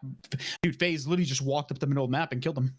LA Thieves was just not really doing much on the map. And then we get into the next round. LA Thieves had some pretty good teamwork here. I like that at the very end, instead of just rushing in, because Simp could have clutched this 1v2. Bombs down, 25 seconds left. You know, you want to make sure you hit this the right way, because he has a Vaznev in this hut, in this B building, and they got the M4s out. So well, if you back up, Austin gets like the weirdest timing in this round. Yeah, we can see he gets really weird timing here down low. He gets one, and then he ends up pulling the dead silence. No, I got it. I remember when it was. And then Austin, he tries to make a play here, runs through. You can see the timing coming in from fucking him and Octane. And Octane's just in the back. And then it was just good plays from Octane. He opens up the door and he just predicts Simp in there. But if Simp would have got that kill, he might have been able to finesse Envoy. I don't know. But good plays from LA Thieves to wait for each other, right? Envoy, or Kenny and Octane. Excuse me, not Envoy, Kenny. And Octane just working together and pinching out Simp. So they were trying to bring it back. But then FaZe, they just make it look easy. They slow play A in this 4-2 round. And they just pretty much just break down the LA Thieves. Their S&D looked good. To end it off, FaZe was able to take the series 3-2. It was a good series today, gentlemen. It was a good one. Pat, what did you think about the whole series as a whole? I think Atlanta FaZe, they came out to play today, which is good to see. Yeah, I also just think that, I mean, I know I said this last year, Tom, and it's tough because obviously the Thieves won a world championship. But I think even with the Austin, like, I mean, I feel like they did upgrade a little bit going from Alec to Austin. I still feel like this FaZe team is just going to be a better team this year. And I think, you know, once the meta kind of comes to what it will be for the majority of the game, I personally think this FaZe team is going to be dominant. So I think obviously a slow start losing to Boston, great bounce back here, but I expect this Atlanta FaZe team to be on an upward trajectory from here. Just for reference on that, Pat, I think Sim probably had a pretty bad statistical weekend, so keep that in mind. Played horrible, yeah, that's what I'm saying. He played horrible. I don't think that's going to happen too often. I know last year he slumped a little bit in the beginning, ended up above a 1. I agree with you, Pat. Once they get more comfortable, obviously the results always the first couple weekends are a little bit rocky. They're going to be the same as they were last year, bro. Hey, Ben, the question if they're going to win or not. You didn't like my trajectory call? Yeah, Ben? no, I like that. It was a good okay. Yeah, it was good. You tended to the right audience there, so. Got you. Yeah, you can see Atlanta FaZe here in the 5-3 round. They make it look easy. They just rush over to this A site. They get the bomb down, and LA Thieves are forced to just kind of hit this, and FaZe stay disciplined. They hold their corners. They hold their crossfires. The teamwork was on point, and Atlanta FaZe get their first win of the season against the defending world champs. Let's take a look at the scoreboard here. Celium 9-4, 9-6 from Simp, 7-4 from Slasher, 5-7 from BZ. They're all pulling weight. On the other side, you know, they weren't able to get it done. It seemed like Atlanta FaZe was just had their number in this one. So great plays. Ben, any final thoughts? Well, I mean, you look at the first bloods for Thieves, and I assume this is correct because I know last game, sometimes the bloods on the scoreboard were a little busted. Thieves not converting their 4v3s. Not converting when they had the numbers, man. Rounds, so, you know. Yeah, they've just showed a lot of rounds with numbers. So they'll be watching that one back and trying to figure that out. And then we get into the last one. Now we get in to Toronto Ultra and Scrappy and the boys going up against the New York Subliners. We got Mercado Hardpoint, Hotel S&D, LAT Silo Control, Hotel Hardpoint, Embassy, Search and Destroy. Anything on the vetoes, guys? Anything at all? I do want to ask, did any of you think New York was going to win this series? I mean, being honest. I mean, personally, I think they're a talented team, but they just seem like a little discombobulated, if that's a word. They just seem like first map though. I was kind of scared for Toronto, man. Like the way they were playing, they were like Toronto seems they need to get their pacing like on board. Like, granted, they won the series. Like the way they're like, we've already said that Scrappy, you know, Insight, Kleenex, like, dude, these guys were a top team at Kleenex and Insight were like a part of a top team in Toronto Ultra at certain points during like certain of these CDL years. And Scrappy, obviously, he's got a lot of hype behind him. Like, you would think this team is going to be like a top team by the end of the year, just based on the talent that they have on their roster. But the way they've been playing lately, obviously with their loss, and then just the sloppiness out of some of these maps in this series, I don't know. I'm not like convinced on like the team. Brother, that makes sense. I'll say this, and like I guess the flip side is Boston a bit, but they've been a team a little bit longer with a core of 3. I think this is to be expected from a team with, you know, 2 new players, both of who are not like super heavy structure type players. It's probably going to take them a sec to be like really organized in the system they want to execute, and they're going to have a lot of maps like this where it's a little bit shaky. But we're also going to see a lot of maps from them based on your point about skill, where they just go off. Yeah, I think they've got the talent to do it. You got a point. It's just maybe I just have really high expectations and I need to tone them down a little bit. Man, I just think I'm just a little more patient with them because I know this is just going to happen in the beginning. Yeah. I mean, they won this first map. They look better. Preston had a really good first map. Priesta fried, Hydra fried. Good to see P-Dog coming out hot. He was snapping. Really good break from New York too. Take a look at how they were able to break this. Looked like they just took them some rounds to just hit through front. I see it was Priesta who was able to get pushed up here. New York was spawning close front. Well, some of them were. And then Kismet spawned out. You see Toronto. It was Scrap who ends up spawning out. It was New York who just pinched from both angles. And just like that, they're able to just fucking steamroll right through this hill. Get the overtake. Good plays coming out of them. Pat, anything you want to say about the New York squad, the Toronto squad, anything at all as they skim through the first hard point? I do want to agree with you about P-Dog. I mean, I kind of said that yesterday. I think he has to be a pretty big catalyst on this roster. You know, we talk about just aggressive players in general. I know they have Kiz and Hydra, but from his performances that we know he's capable of, at least in the past, you know, I'm really hoping he can kind of get back to that form, and I think it's going to be required if this New York team wants to make some noise. Hydra obviously never an issue in the stat line. He's always kind of going to do his thing, but I kind of almost disagree with your guys' take on Toronto. Like, I think they're also a team that gets better on LAN. I believe they're all in Toronto, right? We're still doing the online matches. I know everyone said that Toronto in the past is like that's been really good, but they're still playing against Texas teams on, you know, whatever servers that may be. But I think what are they playing? What I want to know what server they're playing on. I would imagine it would be like Atlanta or something. A lot on Twitter that they'd be getting like 50, 60. No, that's during their scrims though. Yeah. Like in matches, they got definitely a fair thing. Standy said they haven't had a better ping in any match yet. Like they've always been difference? Higher than the other team. He said Atlanta. That's the server they're on. If it's an Atlanta server, like I mean the what's the difference in your pings? You said 20 to 30. That's a big difference. Wait, that is a big difference. But either way, I think this team is going to be a team that like. Yeah, they're a little new except for 2 of the guys, and I think they will put it together fast. Sure. The one thing I've called out though is again, I think Standy really has to make sure he's the one that is playing in form. I mean, we kind of talked about him last year not looking as good as he did in Cold War, but yeah, I don't know. I'm still really high on this Toronto team. I think they're in my opinion an instant top 4 lock team, and I think they'll slowly just like get better and better as time goes on. We could take a look and kind of see how the rest of this one played out. Look at the streak here from P-Dog. He finds 3 with the streak. How did the streak go through the house? Bro, they got Warzone, bro. The radius of that is absurd. How did that happen? Was it because the windows are open and the doors? Is that why they died? Bro, look at this. Yeah, look at the So look at the second streak right here. You look where it kills Scrap. It kills him through the doorway. Like it goes through the doorway because the radius of the airstrike is absurd. Yeah, I saw that. That P-Dog. He ends up getting a 4 wipe. One of them being his teammate. But they end up getting in here. It's just a good streak usage out of P-Dog. So good plays out of him. They end up breaking this one, and this is kind of where New York just start to chip away and build their lead. We go into the second P3 in New York. They were able to break it. We could take a look and see how they were able to do it. Just finding insight, right? Just kind of soloing him out on that deep left side of the map. Once they do that, they do the Chris Parasite special. They just go back alley to get this guy out of here. They storm through court. and they just hit the front. They work their trades. Good teamwork from the New York subliners. Work together. That's what we need to see more from New York. That right there. Yeah. And if they can get that down, I think these guys, I think they'll be fine. I think they have talent. I think they just got to put it together. I think they just got a slow start to the league. But a good map one from them. Obviously, they're all hyped up. We'll take a look at the scoreboard. It was P-Dog. It was Hydra having fantastic maps. On the other side, I know Eli's in the chat. A little bit of a rough one there from you, Standy. But Standy and crew, they picked it up the rest of the way. You guys have any final thoughts on the map number 1, Mercado? Nope. P-Dog. Nope.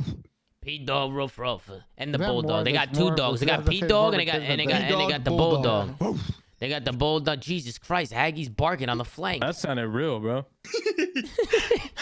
Then we get into the S&D. We go into a hotel. Search and destroy. Listen, bro, we got to talk about this 1v4. We got to talk about this. Unacceptable. Unacceptable. It's really unacceptable. From the bro. Toronto Is Ultra. Scrappy in chat? I think he's in he the was. chat. He He just- had me he- yeah, he distracted did. before, so I would You think gotta he's in the cook him, chat bro. now. Yeah, I just don't know what happened. Actually, I know exactly what happened. Hydra's in a 1v4 here. It starts things off. It was Hydra. Absolutely dumps on Scrappy. And somehow he's able to stay alive. Somehow he dives out of there and is able to play his life. He got a kill before Scrappy as well to make it a 1v2 situation. And then he just plays him. I think he jukes the kill camp. Toronto Ultra, I think that they think he's going around. But he ends up cutting back and just really good plays. First, he guns Kleenex. Fantastic plays. He waits Hold for on, his stop health for to a come second. back. What is this setup to begin with here? Like, what are So we they have hitting, bro? bomb down. They have the doors bomb open. down. Insight has Bro, but a like- bomb, and Kleenex like- has his back. That's their setup. Does like? Let I me mean, tell are you something guys about gonna this go with 1v4, this? Ben. Like, I mean, it's not bad, but I mean, it's not the worst. I mean, it's just a good read out of Hydra. The door was fucking close. I didn't think it was that bad peeked of a open, setup. so he saw it. But let me tell you something about this 1v4. Toronto took a trip to Benjamin City. Need I say more? Benjamin City. Benjamin City, what's that? Yeah, I didn't get that one. You never seen that YouTuber? Nah. Fulcrum? No. Oh my god. Oh, Fulcrum. Is that the guy that says fit it in a hole, fit it in a hole? Yeah, yep. Okay, Literally. I think I've seen him on TikTok or something. Shall we? Yeah, I don't know much about Fulcrum, but I've heard of him. Bro. Listen, Fulcrum, come in. Yodi gang. Sorry, go ahead. No, I was Oh, gonna you say did that good, bro. Ultra do a good job Rehearsed. though, holding on. They don't let the 1v4 get to them, and they end up doing a pretty good job winning some rounds here. Here in the 2-2 round, this was a big Ultra clutch here. Let's see what happened here. It was New York that was trying to push over to this B side of the map. Let's see what they did here. I know P-Dog, he opened it up onto Scrap. See Kleenex, he's trying to stay alive here, waiting for his teammates, but it's a 2v3 situation here. If you're New York, you gotta close this out. Bomb goes down. It's Standy who opens things up onto Paco. Paco kind of playing by himself there. And then Insight, again, it's just one guy runs, one guy stays. They're just getting picked one by one. Really good plays coming out of Insight and Standy there to clutch the 2v3. I think, Skies, he ends up trying to make a play. I feel like this is so predictable when people just sit Hall and they wait and try and challenge Hall here. But Standy, he was reading it. He ends up challenging with 12, 13 seconds left to go.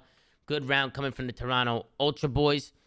Heading to the next one. This is where Kleenex was able to find a first blood. That's your guy, Pat.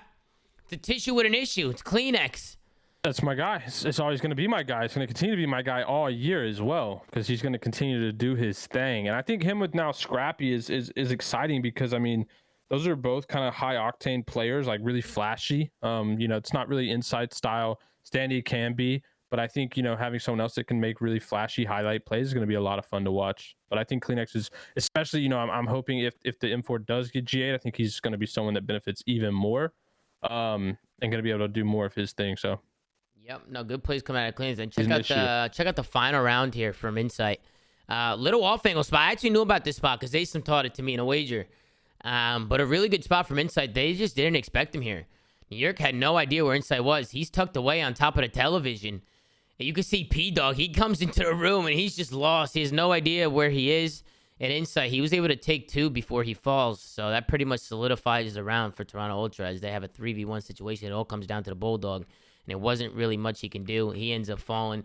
Take a look at the final scoreboard. We got 7-6 from Paco, 8-6 from Bulldog. Not enough. On the other side, 9-7 from the Tissue. He was playing aggressive. He was doing his thing. 8-6 from Insight. 7-4 from Standy. Scrap 4-5. Everybody doing what they got to do. Toronto, take map number 2. They tie the series up at 1. Any final thoughts on the map, gentlemen? Ben, anything at all? No. Chris, anything? I mean, they just tried 6-3, convincing victory. New York back to the drawing board. Now we go over to the control. We got an LSCLO control. I actually don't mind this map control. I think it might be one of my favorite control maps.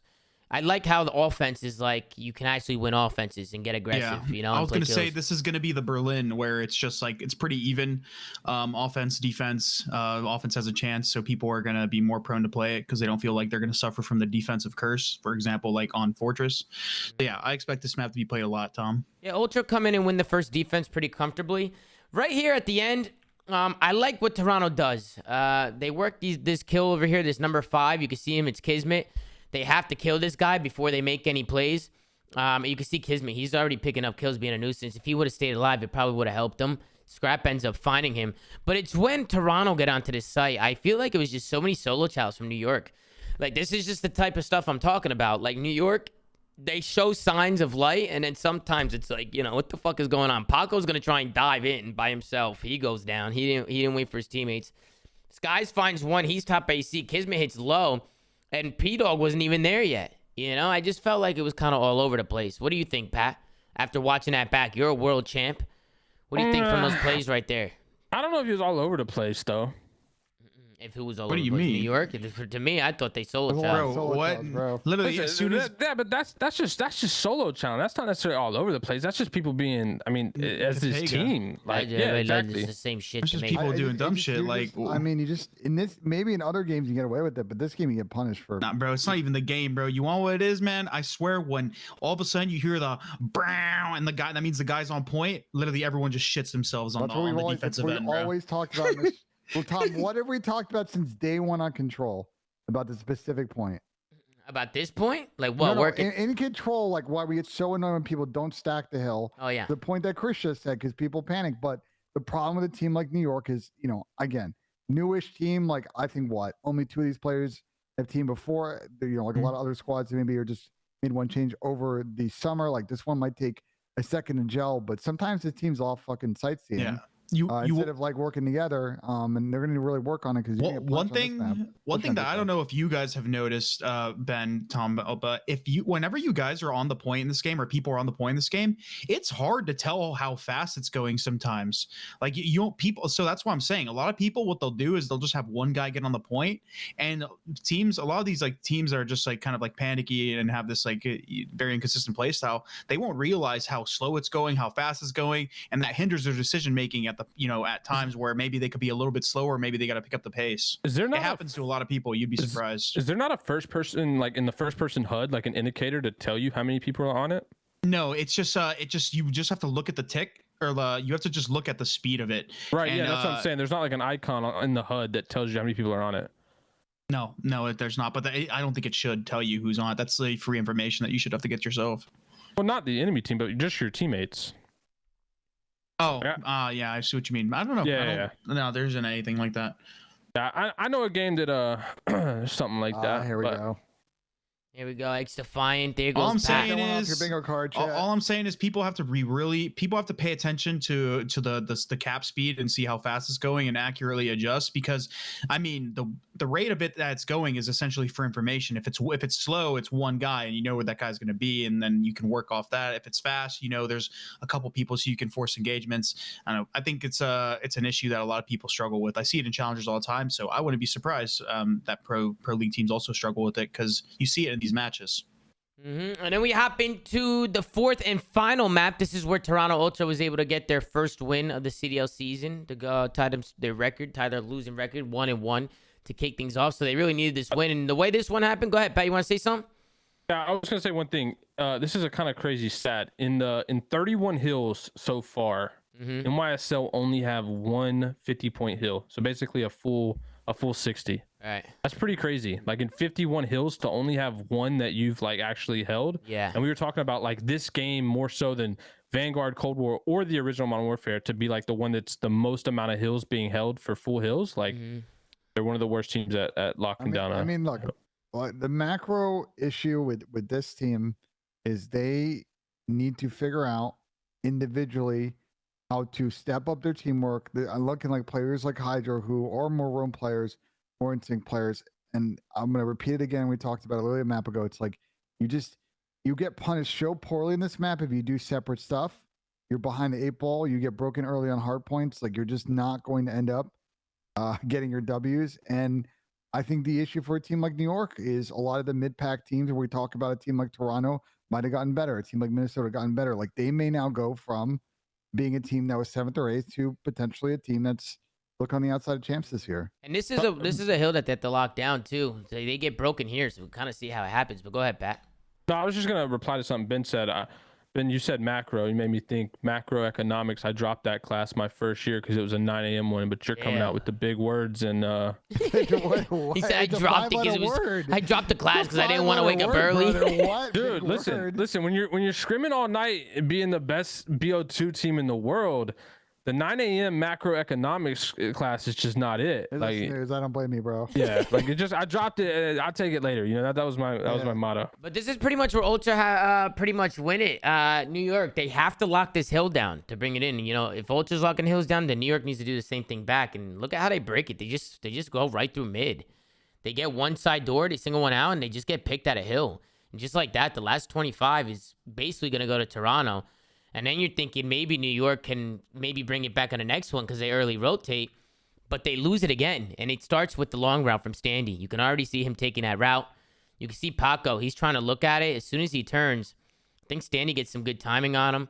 Paco ends up going towards mid, but Ultra do a good job just taking routes, taking their time, and pitching onto this hill. And they end up breaking this. I think Standy ends up dying here. Or I think he sees one. He sees Paco. They ends up challenging this one guy in hill. No, he kills him. He kills this guy here. Yeah, he ends up killing this guy in Standy. He gets on the hill, gets a nice 2-piece. Fantastic route from Standy. Great 2-piece out of him.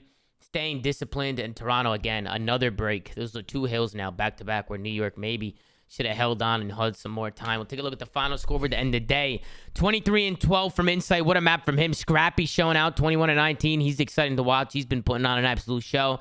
Standy doing his thing. Only one negative is Kleenex, but Standy and Kleenex, we know what they're adding the aggression. They're taking the routes. They did a good job. On the other side, everybody negative except for P-Dog. P-Dog, the only one trying to pull some weight. Only one coming out positive. But, gentlemen, that's going to do it for the weekend, the first weekend of the CDL. How did you guys think of the first weekend of the CDL? Pat, Chris, Ben, you guys have fun? I enjoyed it, man. I really did. I did. I thought viewership was awesome. I'm glad incredible. You got to show gameplay on your watch parties. That's obviously a big deal. Even the flank viewers have been amazing. I mean, we've had 10 to 15K plus almost every night. So yeah, it's been really good. And hopefully this viewership can continue. And that goes for everybody involved because I think everyone benefits if that's the case. Yeah, the other thing too is I know the first day was hella delays. Like, listen, I was like. That flank show, I'll admit I was a little tired. The last 2 days have been smooth. The lobbies have been smooth, so I tip everybody we're not staying on schedule. CDL, bravo. Shout out to the Call of Duty League, man. They did a great job the last 2 days. Call of Duty competitive always makes do. And they do the best they can with the glitches and everything that happens. You know, that doesn't come down to the COD League, man. The COD League has been doing a great job. I thought the production was good. Last 2 days ran smooth. But the play calls or the rule calls do come down to the COD League, and I think they could. Agreed. They can definitely make some fixes in that regard. Agreed. That was pretty crazy. You can't please everyone. No, you can't please everybody, but I do think that should have ruled in Optic's favor. I was surprised by that too. But a lot of drama to kick off on the first day of the CDL on the kick off the season. We can take a look at next week's matches. This is on Friday, December 9th. We got Seattle Surge going up against London. Florida going up against Minnesota. We got NYSL going up against LAG, and Toronto Ultra going up against Atlanta FaZe. We can start with the first one, Seattle Surge versus London. London 2-0, Seattle 0-2. Listen, man, London look good, man. Like, they really do. I thought London came out to play. They're going to be tested with Seattle. I think Seattle's a good team, but right now they start the season 0-2, so they're going to want to come out swinging. But I'm personally going to go with London on that one. We got Minnesota Rocker against Florida. I'm gonna go with the Rocker. Hold on. Let's switch it up. We had some people complain, Tom. We should go series by series and get everybody's predictions. Let's do it that way. Okay, no problem. I got London over Seattle. Pat, who do you got? London in the 2-3-5 special. The Neslo, baby. You can't argue it. I actually got Seattle on the rebound. I think they're gonna put in the prep work this week. London look good, but I think Seattle will get their first dub. I'll say 3-1. I can't be a London hater anymore. A lot of people are hating on them or saying they're not that good. But hey, man, you got to give them their flowers. So I'm going to go with them on this match. All right, and we get the next. We got Florida Mutineers going up against the Minnesota Rocker. I'm going to go with the Rocker on this one. I feel like the Rocker, they were playing Optic close when, from what we did see. And I thought they had a pretty good series last time they played. I think I'm going to go with the Rocker in this one over Florida. But what do you guys think? Pat, you go first. Yeah, I think Rocker's better. I do think Florida will contest them, though. We've been talking about how good of an S&D team Rocker is, and I think Florida can contest them in that regard. Control can go either way, but I do think this will be a Rocker 3-1. Ben? I agree with Pat. To me, the problem with Florida is skill. I think Minnesota is also going to probably be a pretty disciplined team. They're also going to be a good search team. So just the win condition in this series, this matchup seems tough for me. I'm going to go Minnesota 3-1 as well. As much as I like some of the people on Florida, big fan of Vickle, a cool dude, but I love Vickle, bro. Minnesota's just a better team, bro. Period. They're going to win. I would love to see Vickle hit another Sue, though. Another Suey. Because I did like that. As Chris does it on the play. I love that, Chris. Dude, he's fucking hilarious, bro. I love that kid. Me too, bro. Vickle's a good dude. Then we got the New York. Listen. I want Florida to win this year because I want him to hit on stage and the whole crowd do it. So. I mean, I want him to win just so their graphic designer can get some recognition, Florida Mutineers, bro. They're sending me a jersey. I need their jersey ASAP. They definitely have the nicest jersey after looking throughout the weekend. The guy in the chat said that they were gonna, or lady, I'm not sure, said that they were gonna send me a jersey, but I think they were fucking with me. No they way. Said something about Dave Patty after. I don't know. They said they were gonna send it to me, but I never sent them my address, so I don't know if they know where to send it. So I might need to talk to the Florida Mutineers after the show and see what's going on with the jersey. But we got New York Subliners going up against the Los Angeles Gorillas. Man, what do I do? Be honest, Tom. I mean, I'm trying to think here what's gonna happen. I feel like both teams have looked pretty underwhelming to kick the season off. So I'm curious to see who's gonna come out on top here. I'll go with the New York Subliners on this one. I think they're gonna come out and finally get a dub and kick things off 1-2. I think obviously they're 0-2. I actually see something there with New York. I feel like they're a talented team. I think Paco's still moving. We saw glimpses of P-Dog today. I like the pace that Kismet plays at. Skies is obviously a fantastic player. I just really feel like they need to go back and watch film and just clean things up. I'm going to go with New York Subliners. Who do you got, Pat? So in this battle of the mid, I am going to go game 5. And I think LAG is going to clutch up in a game 5, how they did in their first series. Ben. I don't know the map count, and honestly, I'll be straight up. I just flipped a coin on Google to figure out who I was going to pick in the series, and it picked Tails, and that would be LAG, so that's what I'm going to go with. Okay, Chris, who you got? Is he just randomly picking? You're just randomly picking LAG? No analysis. I'm in the same boat as Ben, bro. Flipping a coin? You're flipping a coin? I don't fucking know with these two teams, dude. Game 5, round 11, bro. Game 5, round 11, 1v1, anyone. Like. So LAG is your final, Chris. That's your final. Sure. Yeah. All right, and then we got Toronto Ultra going up against Atlanta FaZe. I loved what I saw from Atlanta today. I thought FaZe looked great. I'm going to go with FaZe in this one. I thought they looked more like the FaZe that I know today. So I'm excited to see them play again next week. Pat, who do you got? Tom, this is a tough one for me. You're asking me to pick between I know. These are your guys. Like, these are your top. This is your top 2. You love these teams, Pat. Yeah, I think this is going to be a close one. I think it's going to be a lot closer than we think. I think it's going to be a battle. I kind of am expecting Ultra to come out with the better vetoes and maybe get a map set that favors them. So I'm gonna go Toronto Ultra in a 3-2, possibly a Neslo. Either a Neslo or like a 2-4-5. My man Pat got the merch. He got the merch. You can't go against Ultra. I did get the merch. So listen, hey, Atlanta FaZe, Gersh, I know you're in here. You pull some strings, get me some that hoodie. And then, hey, it might be a FaZe World Championship. All right, Ben, who do you got, Ben? There's a tough matchup. I think FaZe has had their number last year.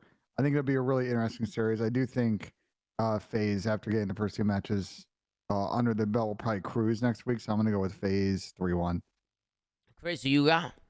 As much as I like the Toronto guys, I mean, Faze just beat the defending champions, man, and it was a good showing out of them. I expect Sim to return to form, and they got those like first game jitters. I know it's kind of weird talking about Atlanta Faze and first game jitters, but when you got a team and you got a lot of a lot of pressure on yourselves to perform, it's definitely going to take into effect. So I expect them. I'm right with Ben. I expect them to cruise next week. They're probably going to beat the Toronto. I'd say probably 3-1. I know I usually don't do map counts, but I think they're going to have a convincing victory. I like that, Chris. Ben J. Nassim. Ladies and gentlemen, Ben, you want to put us out of this one or what? Yeah, I got you. Get those channel Let's point go, Rizzler. predictions Come on. up top. Get him going, Pat. What's he doing? Is he sinking? Is he not sinking? Talk to me. Listen, he missed yesterday, overshot it. Now Twice. he's He missed nervy twice. because The Rizzler, he baby. missed. Gonna go strong. He's gonna overpull, and it's gonna go wide left. Well, let's see what Ben J. Nassim does as he steps up to the green. 250,000 channel He's points got on his the wide stinky left. fucking Miss. slippers on. And he's going to sink the putt. Come. Cool. Collecting. Coming out. He from put a Ben magnet. J. He put a magnet in the ball. I need a ball inspection. No way. He's calling cheats, Ben. He's calling fucking It's cheats. a 7-foot fucking putt. It's a You make loaded one. ball. It's Ben J. Listen, Pat, next Nassim. event we're at, well, let's go to the putting green. Let's see who makes more putts. That's all. Okay. How about Damn, this? How about that's this? crazy. He's I don't calling even you think Ben- out, how about Pat. I don't even think Ben golfs. Let's- Or not let's Ben. Sorry, Yeah, Pat definitely doesn't golf. Listen, I golfed a little in high school. Listen, how about this, Ben? Let's go play putt-putt, and let's make sure we record all scores. I'm down. I'm so down to work And on I'll- a putt-putt video. But let's go to a challenging putt-putt place, not like Oh, some basic ass shit. little seven foot, little small things. Let's go something serious. Putt-putt video. Yeah. Can I zoom zone it? I'm going to zoom zone that. Absolutely. Glow in the dark too. Gonna put you in the element. This will be some good shit, bro. That would be good content. But listen, guys, that's gonna do it for the first weekend of the CDL. Can we get a round of applause, ladies and gentlemen? Can we get a round of applause? Listen, everybody in the chat, I like that, Chris. I like that. Thank you, Chris. Thank you, Ben, as well. Listen, guys, the support this weekend. I know Pat already said it, but I just want to take some time here at the end of the show. The support this weekend was incredible. I can't thank you guys enough for all the energy in the chat. Everybody's showing love on the YouTube side of things. It's been, a lot of positive, and just really appreciate that, man. So just thank you guys for supporting every single day. And we're just getting started, man. This is the start of the league. We'll be live with the show on Friday. We'll get right back into the watch parties, right back into the shows, and do what we do. So thank you guys so much for tuning in to the shows this weekend. I hope you guys enjoyed. And as always, man, take care, brush your hair, like, comment, subscribe if you're watching on YouTube, anchor.fm/theflank. So check out all the audio sites that we're on, and go follow @theflank on Twitter. Gert's doing a phenomenal job running socials, man. You guys have a nice night, and we'll see you guys next time in another episode of The Flank, man. Take it easy. Peace.